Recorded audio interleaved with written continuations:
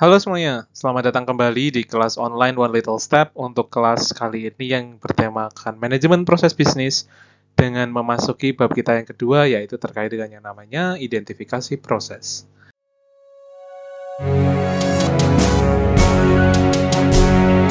Jadi teman-teman, di dalam kelas online manajemen proses bisnis bab yang kedua ini, kita akan membahas terkait dengan bagaimana sih caranya kita itu untuk mengidentifikasi yang namanya proses. Seperti itu. Untuk bagaimana caranya dan langkah-langkahnya seperti apa akan dijelaskan semuanya dalam pembahasan kali ini. Jadi seperti biasa, langsung tanpa basa-basi aja, kita mulai aja. Kalau nanti kalian paham dengan materi ini, kalian bisa klik tombol like, dan kalau kalian tidak ingin ketinggalan update-update terbaru materi ataupun konten-konten dari One Little Step, kalian bisa klik tombol subscribe dan nyalakan loncengnya. Gitu aja teman-teman. Terima kasih. Mari kita mulai untuk pembahasan kita yang pertama terkait dengan bab kedua, identifikasi proses.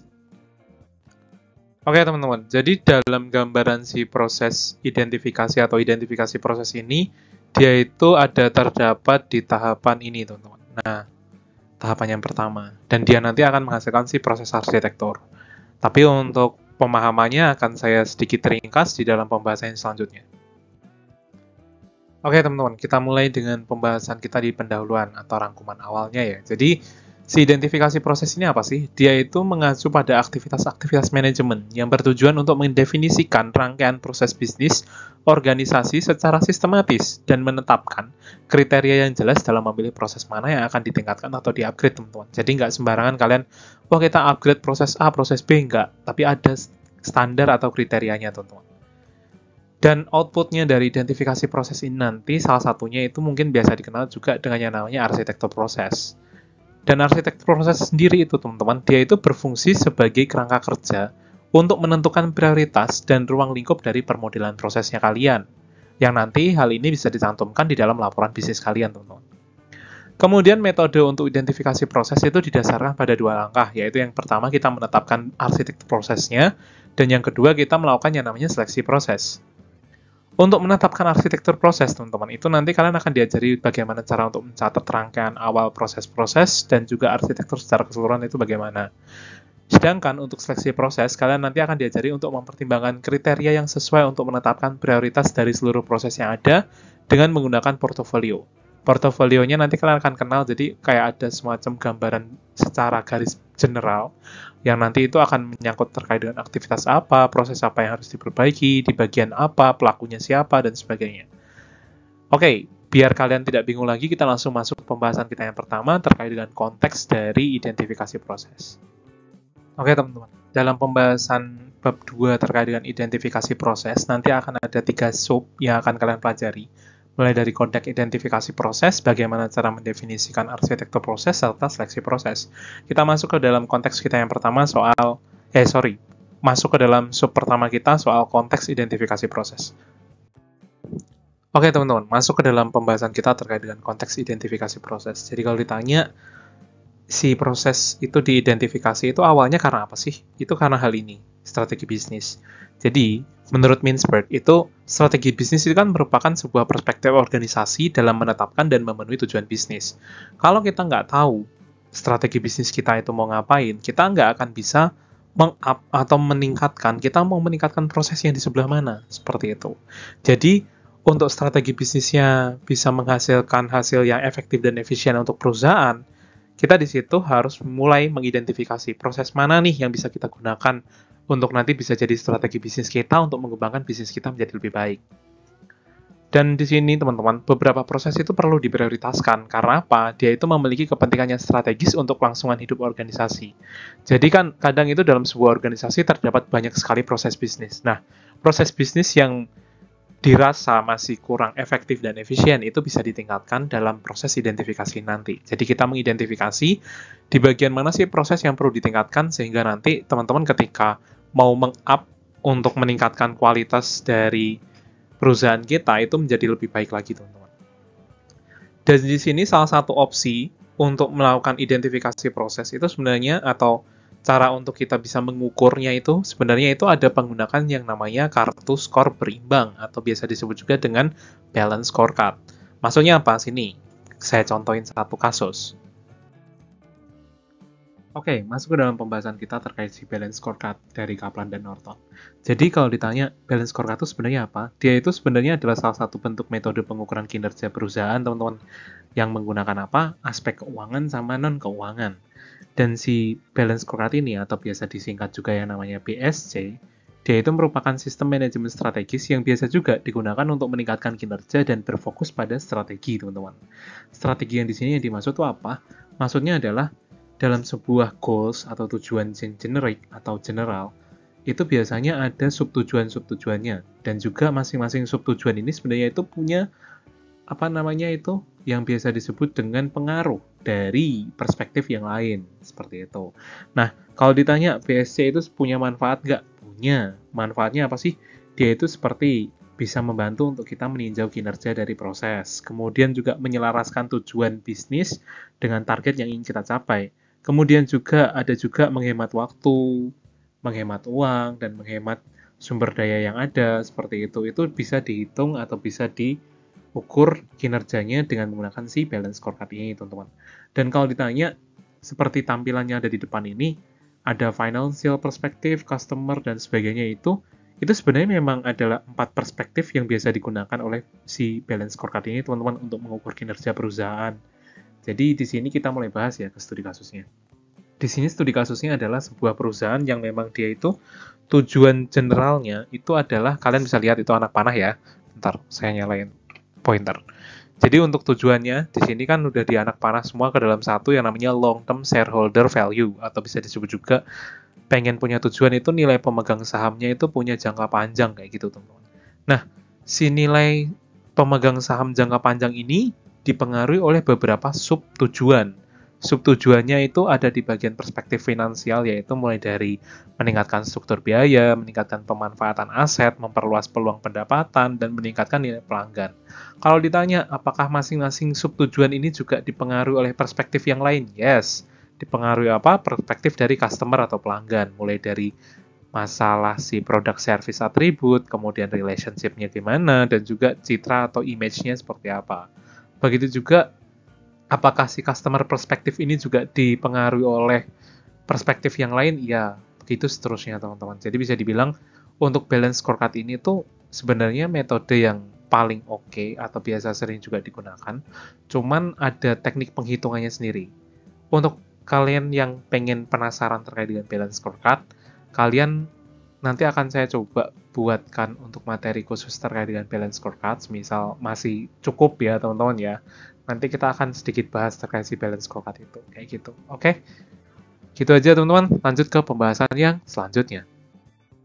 Oke teman-teman, setelah tadi kita sudah membahas terkait dengan subbab dari konteks identifikasi proses, kali ini kita akan membahas terkait dengan subbab selanjutnya, yaitu terkait dengan definisi dari arsitektur proses.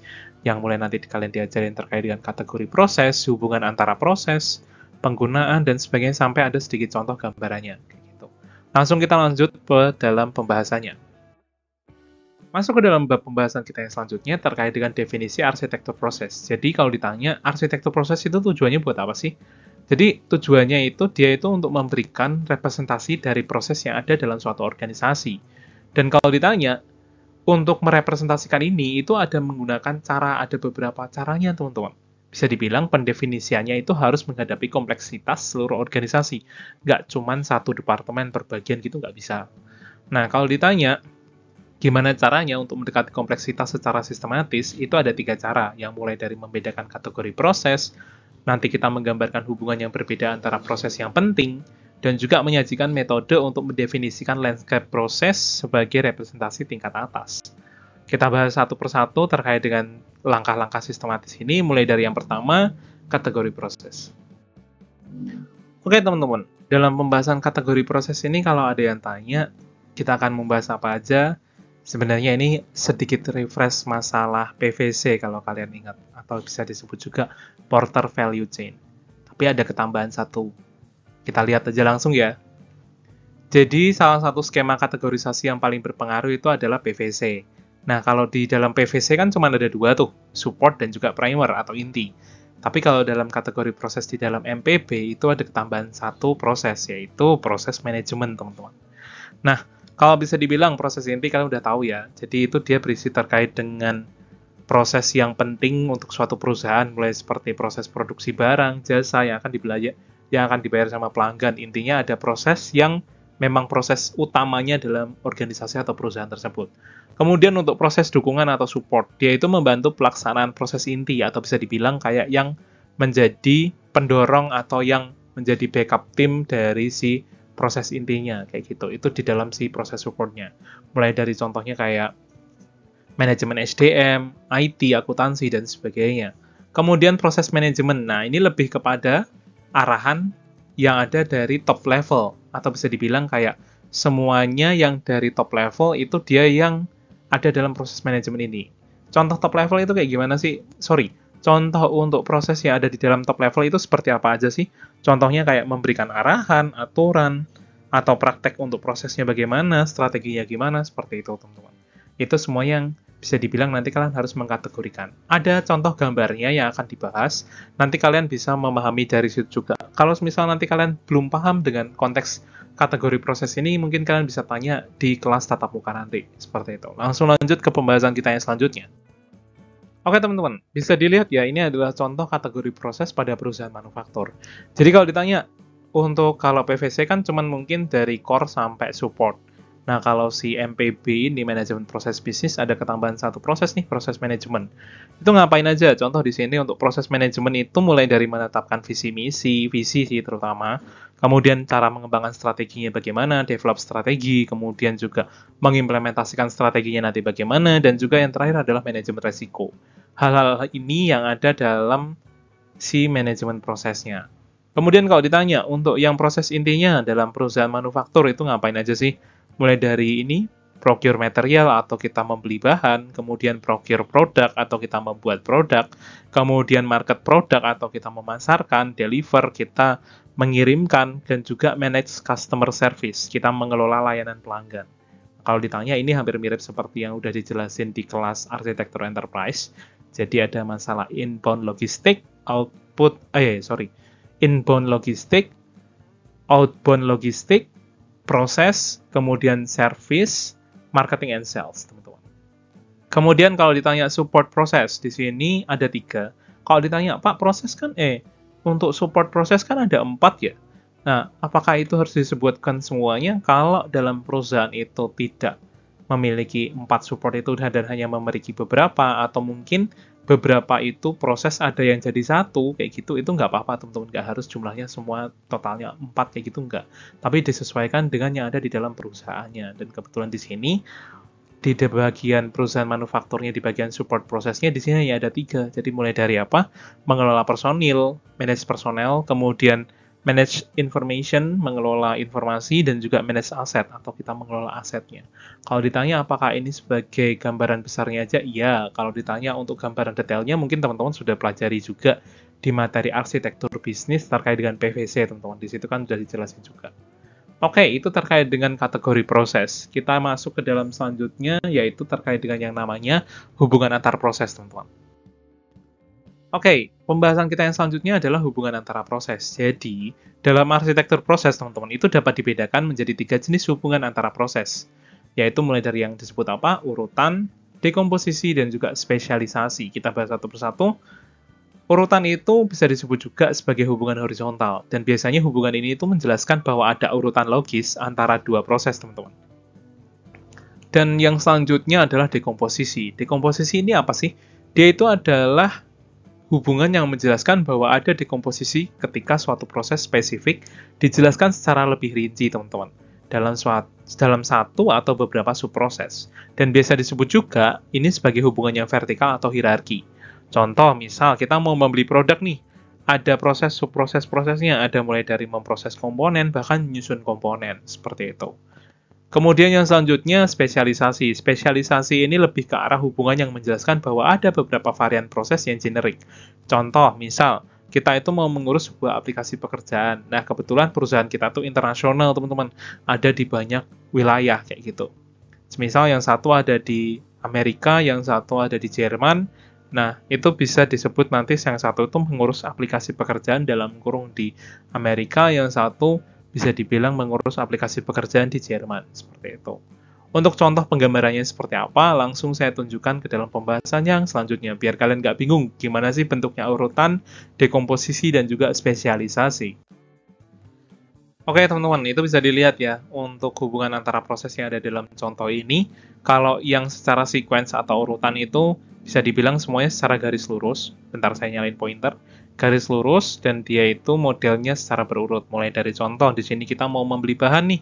Juga habis itu nanti kita mau membeli bahan, kita mau ngapain? Mau membuat produk. Kemudian habis itu kalau sudah jadi kita pasarkan, kita kirim, dan juga nanti kita akan mengelola untuk pelanggan yang sudah menerimanya.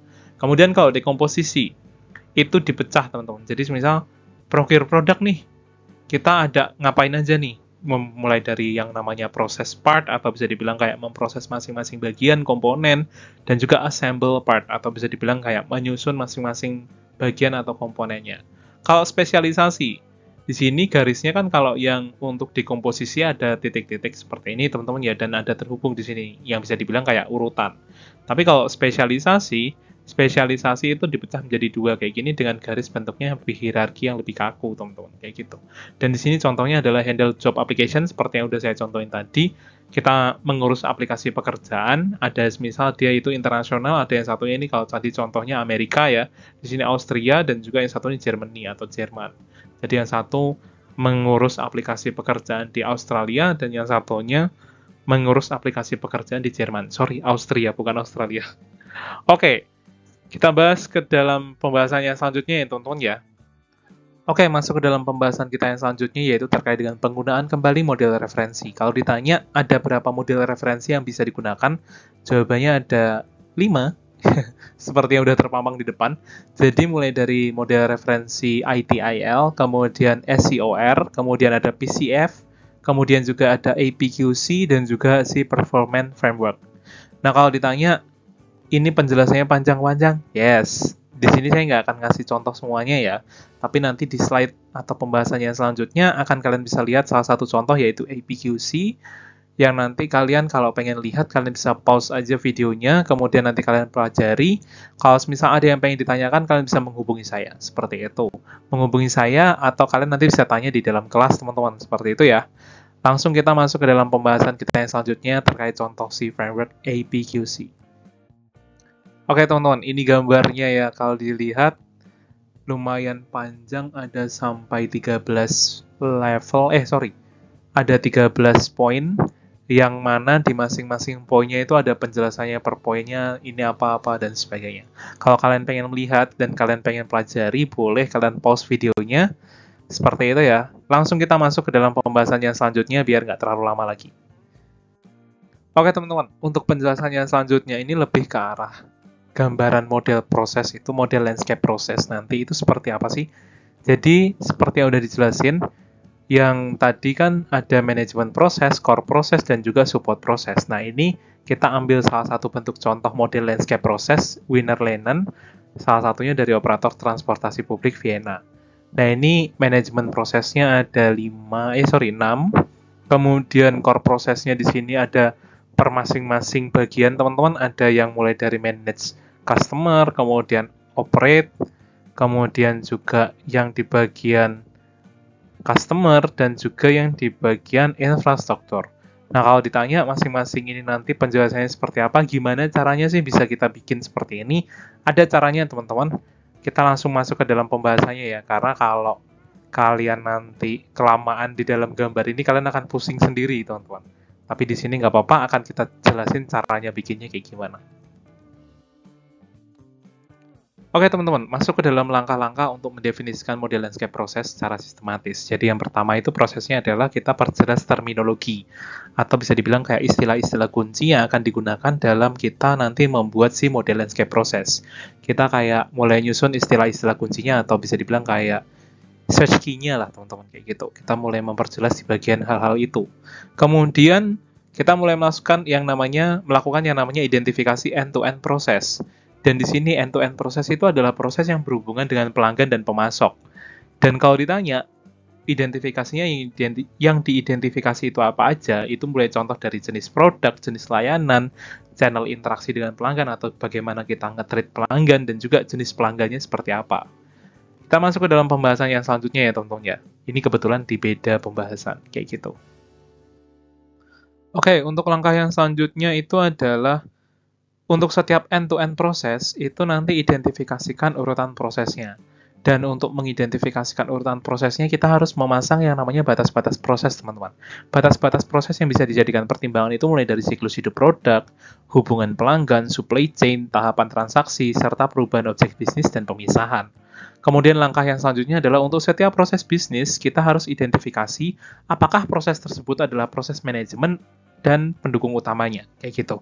Jadi kita harus bisa membedakan nih, seperti gambar yang tadi, yang di penjelasan paling awal tadi yang masalah Vienna tadi teman-teman, kayak gitu. Lanjut terkait dengan langkah-langkah yang selanjutnya ya. Oke, masuk langkah yang kelima ya teman-teman. Jadi langkah yang kelima kita mulai menguraikan dan mengkhususkan proses bisnis. Untuk menguraikan dan mengkhususkan proses bisnis ini kita punya pertimbangan teman-teman. Pertimbangan yang bisa digunakan adalah masalah pengelolaan dan dampak. Jadi apakah proses bisnis tersebut itu pengelolaannya bagaimana dan dampaknya seperti apa. Kemudian yang selanjutnya kita mulai menyusun yang namanya profil proses. Untuk gambaran profil proses, nanti kalian akan saya kasih gambarnya. Kalian bisa pause videonya nanti kalau kalian pengen lihat. Kemudian kalau kalian pengen pelajari dan misal ada yang ditanyakan, bisa seperti yang sudah saya umumkan tadi di APQC, kalian bisa pause. Kemudian kalau ada yang pengen ditanyakan, kalian bisa menghubungi saya atau bisa ditanyakan di dalam kelas, kayak gitu. Setelah menyusun profil proses, kita masuk yang namanya memeriksa kelengkapan dan konsistensi. Nah, ini tuh lebih ke arah untuk apa sih?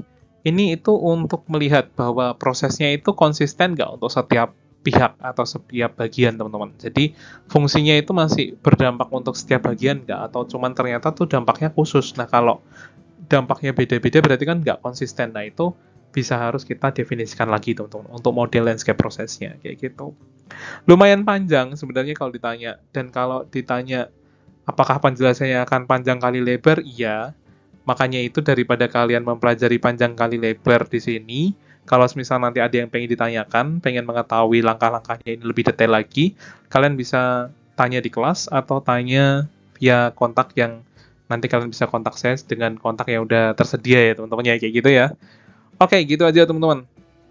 Kita lanjut ke pembahasan yang selanjutnya. Oke teman-teman, ini adalah salah satu contoh profil proses perusahaan manufaktur, teman-teman. Nah, di sini untuk gambarannya seperti ini ya, ada mulai nama proses, kemudian ada visinya untuk apa, kemudian pemilik prosesnya siapa, proses konsumennya siapa, ekspektasinya seperti apa nanti, ada outputnya, penyebab, aktivitas fisik, dan sebagainya, interface inbound, outbound, dan sebagainya. Ini adalah salah satu contoh gambaran dari profil proses itu seperti apa, kayak gitu teman-teman. Kalau kalian pengen mempelajari, kalian bisa pause, kemudian nanti kalau kalian pengen tanya, kalian bisa tanya langsung ke saya, karena jujur, kalau saya jelasin di sini, kemungkinan kalian paham itu kayaknya kecil gitu. Jadi, kalau nanti pengen bertanya, kalian bisa pause, kemudian kita akan diskusi di kelas, kayak gitu teman-teman. Oke, lanjut ke dalam pembahasan kita yang selanjutnya terkait dengan bahasan terkait seleksi proses. Oke teman-teman, masuk ke dalam pembahasan kita yang selanjutnya yaitu si seleksi proses. Jadi seleksi proses ini itu tujuannya untuk apa sih? Dia itu untuk menentukan kriteria yang akan digunakan dalam menilai kinerja proses bisnis yang sudah kita identifikasi atau yang teridentifikasi. Dan di sini kriteria seleksi yang paling umum bisa digunakan itu adalah mulai dari kepentingan strategis, kesehatan, dan kelayakan. Kalau mau tanya kesehatan kelayakan itu apa, itu bukan masalah kesehatan kelayakan manusia ya, tapi lebih ke arah kesehatan dan kelayakan dari proses, teman-teman. Seperti apa isinya dan pembahasannya seperti apa, kita akan bedah satu persatu. Masuk ke dalam kriteria seleksi yang pertama, yaitu adalah kepentingan strategis. Jadi dalam kriteria ini, kepentingan strategis itu bertujuan untuk apa sih? Untuk mengetahui proses mana yang memiliki dampak terbesar pada sasaran strategis organisasi. Contoh dalam kriteria seleksi kepentingan strategis ini adalah seperti mempertimbangkan profitabilitas, kemudian mempertimbangkan keunikan atau kontribusi terhadap keunggulan kompetitif bagi sebuah perusahaan, teman-teman. Itu untuk di bagian si kepentingan strategis. Jadi, kalau kita mau pasang kriteria seleksi masalah kepentingan strategis, kita bisa mempertimbangkan apakah prosesnya itu memberikan profit, apakah proses ini unik dan bisa memberikan kontribusi untuk meningkatkan keunggulan kita, kayak gitu. Itu adalah si masalah kepentingan strategis, yang mana intinya kriteria ini sebenarnya itu fokusnya adalah kira-kira proses ini tuh ada dampaknya nggak? Ya gitu loh. Kita lanjut ke dalam kriteria seleksi yang selanjutnya ya. Oke, masuk ke dalam pembahasan kriteria seleksi yang selanjutnya, yaitu kesehatan. Di mana teman-teman untuk kriteria seleksi ini sebenarnya bertujuan untuk menilai lebih lanjut kesehatan dari setiap proses. Seperti yang udah saya bahas tadi ya, jadi bukan kesehatan manusia tapi lebih ke arah kesehatan proses. Dan sebenarnya, maksudnya kesehatan proses itu adalah kita itu menentukan proses mana kira-kira yang paling bermasalah. Bermasalahnya di sini ada beberapa macam. Contohnya adalah bermasalah yang paling menguntungkan atau yang bermasalah yang menimbulkan kerugian. Itu yang jadi pertimbangan kalian di dalam kriteria seleksi masalah kesehatan. Kira-kira ini proses masalah nguntungin atau masalah yang ngerugiin nih, kayak gitu. Kita lanjut ke dalam pembahasan kriteria seleksi yang selanjutnya ya teman-teman, masalah kelayakan. Oke teman-teman, masuk ke dalam kriteria seleksi kelayakan. Di sini sebenarnya simpel sih. Si kriteria kelayakan ini tuh secara umum, kalau bahasa teorinya ya, BPM kan biasanya harus fokus pada proses-proses yang memungkinkan untuk mencapai manfaat. Nah, kalau untuk kelayakan di sini, itu simpelnya adalah kayak gini. Kira-kira proses yang mau kita kembangkan ini, dia itu layak nggak? Kayak gitu. Kalau proses ini layak untuk dikembangkan, dia memberikan manfaat nggak untuk perusahaan? Kalau dia memberikan manfaat dan dia layak, atau bisa dibilang kayak dia itu memberikan dampak yang baik atau positif, nah itu kita kembangin. Tapi kalau nggak, stop. Kita bisa memindah untuk mengganti proses yang lain, kayak gitu teman-teman. Itu adalah si kriteria seleksi, atau bisa dibilang gimana sih caranya kita menyeleksi sebuah proses, mempertimbangkan masalah layak enggaknya, sehat enggaknya sebuah proses, dan juga kita mempertimbangkan masalah kira-kira ada kepentingan strategis nggak di dalam proses yang mau kita kembangin ini, kayak gitu teman-teman. Itu adalah pembahasan terkait dengan si kriteria seleksi. Kita masuk ke dalam pembahasan yang selanjutnya. Oke teman-teman, kita masuk ke dalam ukuran kinerja proses. Jadi di sini ada 4 poin untuk memberikan ukuran kinerja sebuah proses kita. Mulai dari masalah apa? Waktu, biaya, kualitas, dan fleksibilitas. Nah kalau di sini masalah waktu udah pasti sih teman-teman. Semakin cepat sebuah proses berjalan, semakin baik. Jadi kalau misal waktu pemrosesan dan waktu tunggunya memakan waktu yang cukup lama, kita bisa identifikasi di situ. Kira-kira kenapa sih kok bisa lama? Kalau misal lama ini apakah bisa kita sederhanakan? Kalau misal kita sederhanakan pun kita harus mempertimbangkan. Kalau kita sederhanakan itu nanti meng-cut off beberapa poin yang penting nggak? Kayak gitu. Jangan sampai kita mempersingkat sebuah kinerja proses tapi nanti malah meng-cut off juga beberapa poin yang penting, kayak gitu. Kemudian itu masalah waktu ya. Jadi bisa dibilang kayak semakin cepat sebuah kinerja proses semakin baik, kayak gitu. Tapi juga mempertimbangkan tadi, kalau misal kita menyederhanakan atau mempersingkat, apakah tadi itu memberikan efek nggak? Apakah itu nanti merugikan beberapa pihak, kayak gitu, atau nge-cut off hal yang penting? Kita harus mempertimbangkan hal itu juga, teman-teman. Kemudian, masalah biaya nih. Biaya di sini adalah bisa dibilang tuh kayak, dari kinerja proses ini, dia itu bisa memberikan hasil dan pendapatan yang baik nggak buat kita, sebuah organisasi? Atau bisa dibilang tuh, kayak produktif nggak gitu loh, bisa memberikan hasil yang oke nggak gitu loh teman-teman. Kemudian masalah kualitas. Kualitas di sini sebenarnya lebih ke arah kayak dia itu proses yang udah ada ini, kira-kira itu dia bisa melakukan operasinya dengan benar apa enggak sih? Atau bisa dibilang tuh udah oke belum jalannya gitu loh. Kalau belum oke, itu kenapa? Apakah ada proses yang memperibet atau ada yang proses yang terlalu panjang-panjang kayak gitu teman-teman. Nah, kalau secara penghitungan teorinya, itu bisa dihitung juga dengan menggunakan churn rate dan juga net promoter score, kayak gitu, teman-teman. Kemudian yang selanjutnya adalah masalah fleksibilitas, atau fleksibelnya kinerja sebuah proses, yang bisa dibilang kayak, dia itu kinerja proses itu mampu bisa ngikutin perkembangan nggak, atau bisa berubah-berubah nggak, mampu bereaksi lah, kayak kasarannya tuh adaptasinya cepet nggak, kayak gitu. Karena kalau sebuah kinerja proses itu nggak bisa beradaptasi dengan perkembangan zaman sekarang, kayaknya juga kurang oke juga teman-teman, kayak gitu. Jadi kalau kalian mau membuat sebuah gambaran kinerja proses, kalian juga harus mempertimbangkan tadi, dari segi waktu, biaya, kualitas, dan juga fleksibel, kayak gitu. Oke. Itu untuk pembahasan masalah ukuran kinerja. Kita lanjut ke pembahasan yang selanjutnya. Oke teman-teman, untuk pembahasan yang selanjutnya adalah sekian, dan apakah ada pertanyaan? Kalau misalnya ada pertanyaan, nanti kalian bisa sampaikan di kelas pertanyaan yang mau kalian sampaikan. Dan tugasnya, tidak ada tugas, jadi kalian di sini bisa fokus untuk pengambilan data, karena untuk yang di tahun 2024 ini, sepertinya masih banyak beberapa tim yang belum maksimal untuk mendapatkan data, jadi kalian maksimalin dulu untuk wawancara di bawahnya, dan dapetin datanya semaksimal kalian, jangan sampai kalian nanti tertinggal dengan materi-materi yang selanjutnya, karena mungkin materi-materi yang selanjutnya akan lebih dalam lagi teman-teman.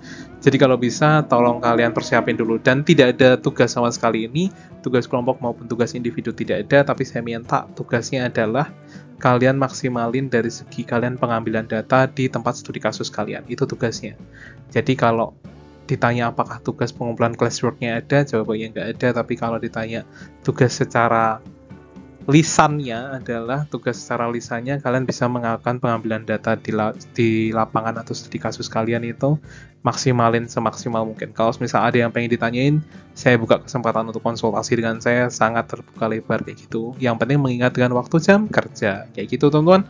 Oke, begitu aja untuk pertemuan kali ini. Kalau tidak ada yang ditanyakan, nanti kalian bisa seperti biasa, kalau kalian paham dengan materi, kalian bisa klik tombol like, dan juga kalau kalian tidak ingin ketinggalan materi-materi dari channel One Little Step, kalian bisa klik tombol subscribe, nyalain loncengnya, kayak gitu. Oke, terima kasih teman-teman. Sampai bertemu di pertemuan kita yang selanjutnya. Terima kasih.